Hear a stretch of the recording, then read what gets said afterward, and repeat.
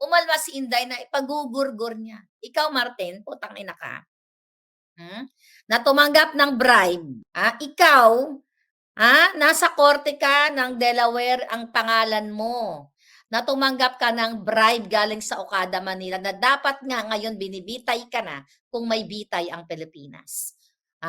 Kapag ikaw ay nilitis at ipinakita ang mga ebidensya at nakonvict ka at may gitay ang Pilipinas sa mga korap na katulad nyo, dapat nga inuud na kayong mga hayop kayo.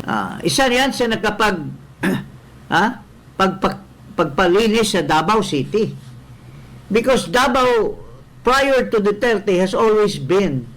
What's up mga kababayan, News That Matters here. Dito sa video natin ngayon ay ating panoorin o pakinggan si Madam Maharlika at Kaparas mga kababayan. Grabe na talaga ang pagkadespera ng bangag na administrasyon na pabagsakin ang mga Duterte. Na dito sa video natin ngayon, balak ipa-lookout bulletin no? Itong mga tao ni VP Sara upang tamnan ng kaso o ebidensya na makakasira sa figura o imahe ng Vice Presidente na si Sara Duterte. Grabe naman talaga. Na ang may utos timo nito ang bangag na administrasyon no? Sapagkat di na sila natutuwa sa pinapakitang tapang ng mag-amang Duterte sa harap ng kamera at nakukuha ang simpatsya ng nakararami. Dagdag pa rito mga kababayan na ngayong araw ay magsisimula na mag-rally ang bayad na tao nitong mga tuwadkom against sa ating dating Pangulo na si Tatay Digong na puro na lamang panlilinlang at pangloloko ang ginagawa nila, magpatuloy lamang ang kanilang korupsyon sa ating gobyerno. Pero bago ang lahat mga kababayan, huwag niyo po sana nakalimutan mag-like at subscribe para updated ka sa mga uploads ko araw-araw. At yun na nga mga kababayan, kung kaya naman ang wika ni Kaparas,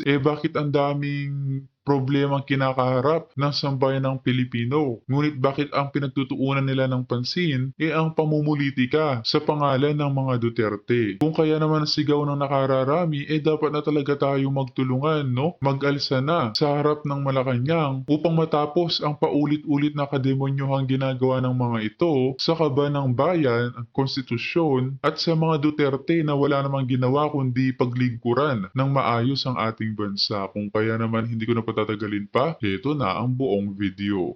Ang totoo, mga guni-guni na lang, hallucination ng mga adik para atakihin ang Inday Sara.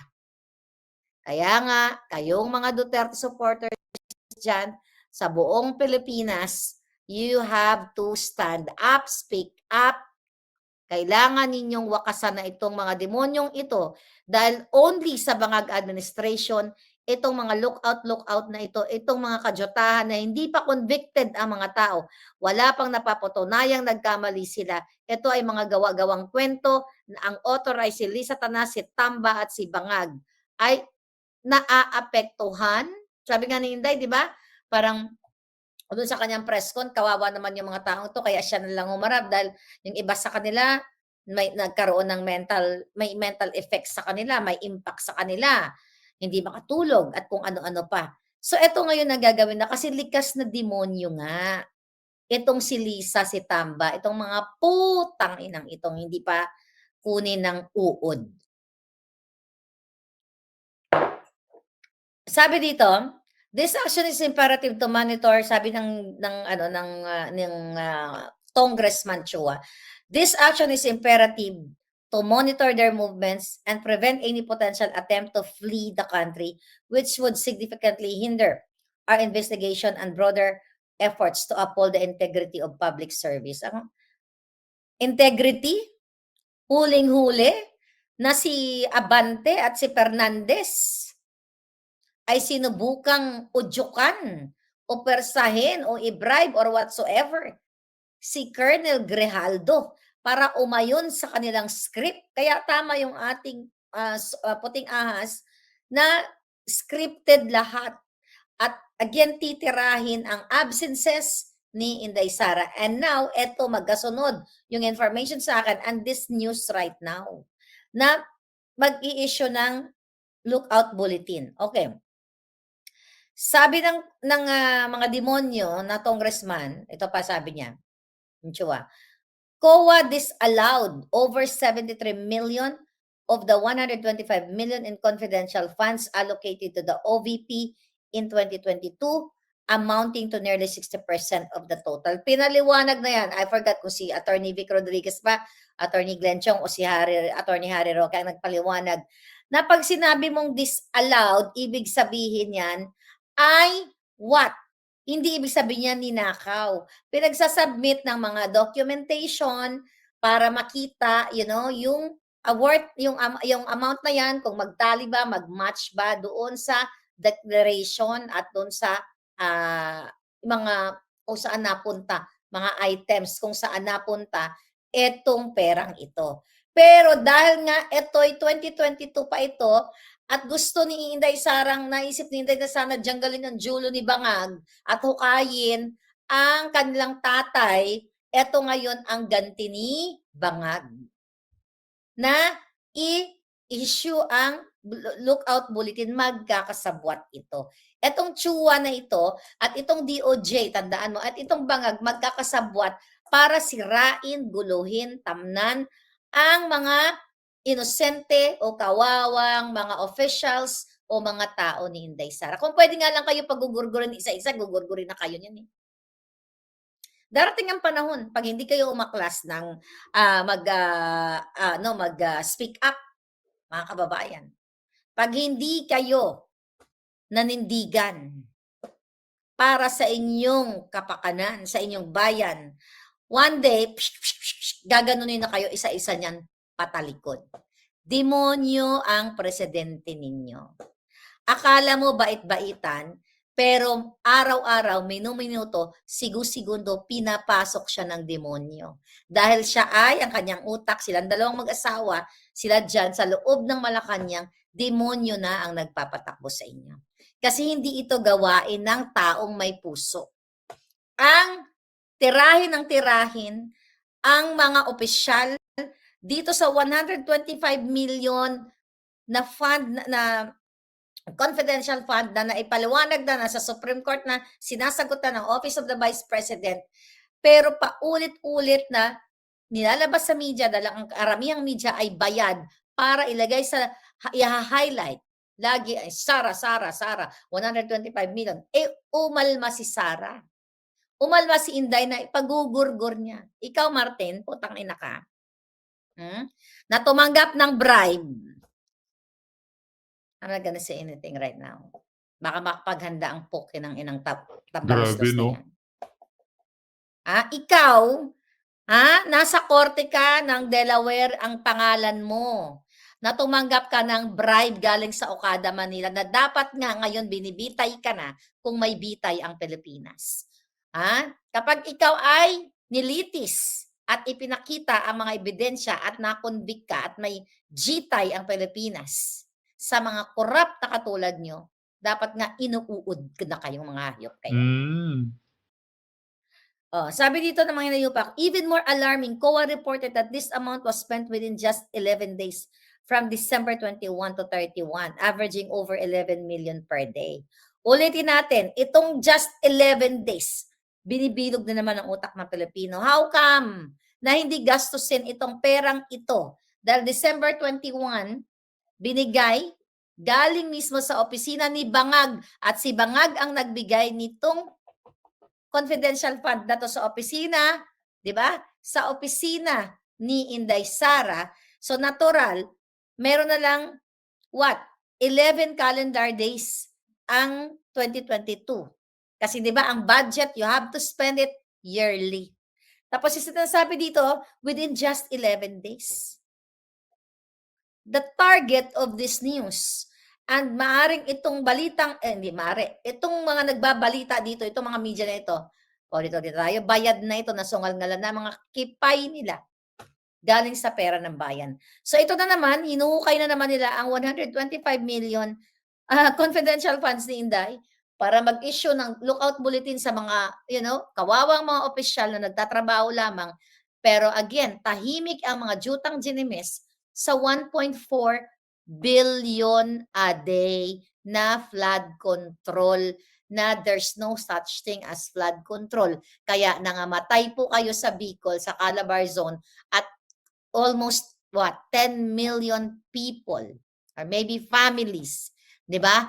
Ang nalubog ngayon na hindi binibigay sa inyo ang mga aid galing sa UAE, galing sa Taiwan, galing sa Japan, 'di ba? Na cash aid na supposedly pangbili nyo ng pako, plywood, 2x2, kung ano-ano pa. Ang binibigay sa inyo ay nirepack na sardinas, 2 kilong bigas o 3 kilo noodles.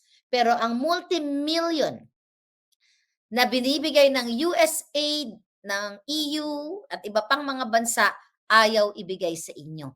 Again, and also yung 1.4 billion flood control money, and also another multi-billion pesos na nakalaan talaga dyan sa Bicol region at dyan sa Calabar Zone na ni isang flood control wala kayong nakita. Kaya yun, binaha kayo. Pero itong 125 million, mga palangga ni Inday Sara in 2022, ayaw tigilan nitong mga hinayupak na to sa Congress. Ano ba ang malaki? Sige nga, tatagapang tutukan natin. Sige, for the heck of this conversation. Let's say itong 2 taong ito nagnakaw, 125 million, itong isa 1.4 billion. Sino ang una mong tatargetin? 'Di ba? Kung pagkatigan natin yung priority, ano ipa-prioritize mo? Ang billion o million? Siyempre pa-prioritize mo na maisuka itong 1.4 billion na to. Kaya hindi nila ginagalaw yun. Dahil si Bangag Jr., yung mga jutang ginimis na mga kongresista, maaari itong nag-propose nito na magkaroon ng lookout bulletin, ay maaari na kinabang pa itong hayop na ito dito sa flood control na ito. Correct. Kaya nga magsalita na kayo, mga kabalangga, mga kababayan, kayong mga binaha, pumunta na kayo sa kalsada at ipakita nyo na tama na, sukang-suka na kayo sa mga demonyo sa Congress at Senate. Dapat nga wala na lang tayong gobyerno. No? Mas maganda pa walang gobyerno, kanya-kanya. You know why? Wala naman kayong gobyerno ngayon eh. Kumukuha lang sila ng taxes. Pero binulos tayo nila. Hindi kanya-kanya na lang tayo. Whatever, that's not gonna happen. Ito si Jinggoy, sinabi na ni Duterte nung una na wala siyang inutos. The fact that sinasabi niya na ubusin mo yan or papatayin mo yan is just a mere strategy. Ika nga. I mean, maski ano pang allegations or expression of his desire to stop the killing by making those statements, these were just mere statements. Strategy ito. This is a strategy in putting fear among the criminals. Instilling fear. Unang-una, Fear factor. nagtanong na si Estrada. Sinabi na niya na wala akong order na pumatay. Paulit-ulit. Redundancy. It doesn't go to his brain. What he was asking was already answered by Duterte sa una pa lang. Nasa listahan kasi. Kaso kasi, kung sa Amerika pa yan, si Kamala Harris, binabasa doon sa teleprompter. Ito, hindi siguro niya ma-formulate sa sarili niya yung extemporaneous, kaya, parang sinusulat niya yung tatanungin niya. Hindi niya na-realize na nasabi na. Nasagot na. Nasagot na. So, ngayon, very clear. Sa tanong niya, uubusin ba daw or patayin ba? Duterte says that sinabi ko na, wala akong order. Pero, pag nanglaban, like mga hardened criminals, kung mapatay Correct. yung pulis, bago siya makapatay sa criminal, uunahan na niya. And that's self-preservation, Mr. Jinggoy Estrada. I hope you understand already what the president, dating presidente, ang sinasabi. Ngayon, ito na naman, hindi siya matigil, binabanggit niya yung Davao Death Squad. Sinasabi na nga ni presidente na he is not involved in killings, except that these are just mere expression of strategy to put fear among the criminals. Ito na naman, may kinalaman ba daw ang ating dating Pangulo tungkol dyan sa Davao Death Squad? Sinabi niya outright na wala siyang kinalaman. He is not aware or has anything to do with the Davao Death Squad. Nung tinanong si De Lima, she herself has admitted na itong Davao Death Squad ay gawa-gawa lang ng mga media. And Correct. for 3 hearings she conducted, nung nasa human rights pa siya, commission, nung nagsenador na siya, and conducted several hearings in the Senate, wala talagang finding siya. And he has not found anything that would lead to Duterte. Walang conclusive. Walang ebidensya na Duterte has something to do in perpetuating or ordering the organization of a group alleged as Davao Death Squad that are killing people in Davao City. So, wala siyang findings, wala siyang conclusion. So, ano niyan? These are all hearsay. You can always say that these are just mere mercenaries or vigilantes. Because Davao has always been under vigilantes during the time of the NPAs. Naging no man's land yan. Naging no man's land. Mayroon silang ano bang tawag noon? There was a term before, Alsamasa. These were vigilantes. Dahil sa napakalakas na ng insurgency, napakalakas ng pagpapatay ng mga NPA sa mga ordinary people, the Alsamasa has started to create its own vigilante group. That's a citizens movement. And fought it out with the insurgents. Isa yan sa pagpalinis sa Davao City. Because Davao, prior to Duterte, has always been a very critical and a very hardened criminal haven, mga Tama. kababayan. Nasa crosshairs so yan ang mga criminal So, elements. sa pagtatanong ni Jinggoy, although dito, siyempre si Jinggoy, talagang tinutumbok niya si De Lima kasi ito yung nagpakulong sa kanya.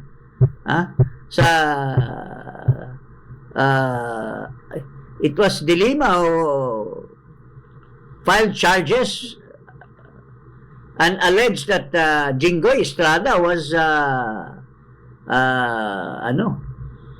involved in corruption, plunder.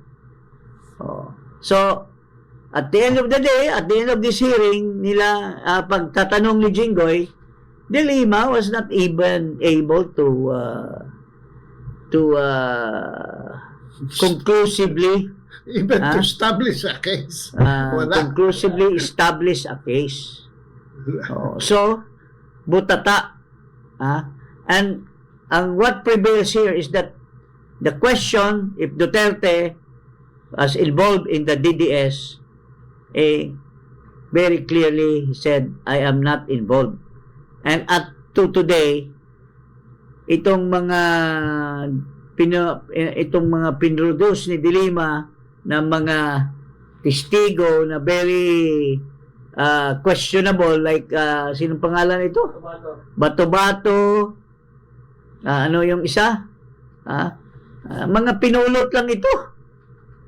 Pinulot lang ito ni Dilima, probably ni Trillanes, at kung sino pa diyang mga kakampi nila ng mga dilawan. Just to project Duterte's presidency as a questionable one dahil nilampaso naman sila sa eleksyon. Ito po ang true to life. True to life happening. Yung tinanong ni Senator Estrada kay Duterte kung paano in-implement yung war on drugs. Yun po talaga ang nangyayari.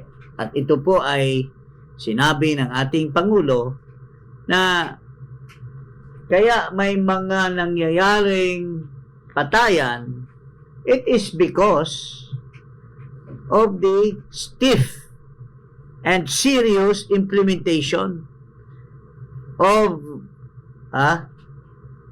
the operation against drug syndicates, drug pushers, and drug users. Kaya po, mayroon tayong ginagamit parati na salita na nanglaban. Bakit po sinasabi ng dating Pangulo ito? Kasi you are dealing with hardened criminals. People who will not stop if they are told to stop. Most of these criminals will fight it out. Fight back. Oh. Miski sabihan na freeze. So, kaya ang sinasabi ng ating Pangulo, ito ay ang batas. It is the law of self-defense. It is the law of self-preservation. Kaya po, yun po ang nangyayari, mga kababayan, sa mga criminals na napatay. Pero it does not mean na wala ring mga pulis na nasugatan, namatay. Because, pagka nagkabarilan yan, there is no control kung sino ang mabaril o kung sino ang nakaligtas. That is why the reality, ang sinasabi ng ating dating Pangulo ay maraming pulis ang natatamaan, maraming pulis ang nakapatay to prevent them from harm because they are arresting and catching hardened criminals and bring them to justice. Paring Ado, anong masasabi mo tungkol dyan sa sinasabi ng ating dating Pangulo? It is a very situational case where if the one being arrested draws his gun and aims to fire at the policeman, who is arresting him, ang instruction is, huwag kayong pauuna. Di ba? Yes. Pag kayo ay paglaban at you think your life is in danger, upakan nyo na. No? Yes. And ang very Correct. important, Logical eh. It's a very logical thing. ang very important statement here is that there is no state sanction. Sinasabi ng ating Pangulo, State sponsorship. just do what is provided for by law. At the end of the day, sinusunod ng police, pero in their implementation, nahuli nila yung in the act of doing the criminal act,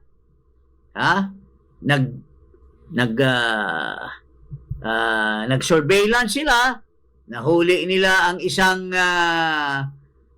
warehouse na mayroong drugs, or nahuli nila ang isang smuggling of drugs, and this is worth hundreds of millions. It is thus natural, mga kaibigan, na talagang self-preservation din ang mga kriminal. Dahil ayaw nila na mahuli sila at mapurnada ang kanilang mga binibenta na droga, which will make them hundreds of millions of profit. At saka the situation is one of an extreme wherein most likely kung sino yung na-arresto nila are also using drugs. So, they are not, no? In their normal. They are not in their normal self. They're And not in therefore, their proper disposition. they are always Defensive sila eh. in the act of fighting. Fighting back. Kaya, ang sinasabi lang ng ating Pangulo, so long as the law is there, and the law that in the bottom line is what we call self-preservation, self-defense. And So, there yun have po been ang cases na talagang naunahan ng pulis, napatay ang pulis. Napatay ang polis. Patay ang And there are also cases where Kaya nga yan ang stand ni Tatay Digong at hindi makapalag itong si Narisa Ontiveros na ano nga ba naman gusto nilang mangyari, na mapatay ang mga tao ni Tatay Digong na kapulisan na naglilingkod lamang para sa bayan at mabuhay itong mga adik na naglilipana sa ating bansa. Doon pa lang butas na itong si Risa kaya hindi makaporma ng maayos sa Senate hearing. the confrontation is in public. Yeah. And there are collateral damages, So, civilian which is not intentional. So, kaya nga may sinasabi na may mga namatay na mga civilian, but that is not a state-sponsored, according to the President, dahil wala siyang instruction sa mga polis na patayin nyo. In the sense na sinabi siya na nakatali or nakabulata na at papatayin. That is not what he is saying na patayin nyo. Patayin nyo in the sense that if you are being harmed, then unahan nyo na. Yun ang mandato ng mga pulis. So, yun po ang sinasabi niya dyan. And that statement is the one that is prevailing throughout the hearing of the Senate. Yung mga ibang exchanges were mere na lang yan ikagay mga patutsada na lang ng ating Pangulo. Pag-uunggoy na lang doon sa mga senador na hindi naman maayos din yung mga tanong.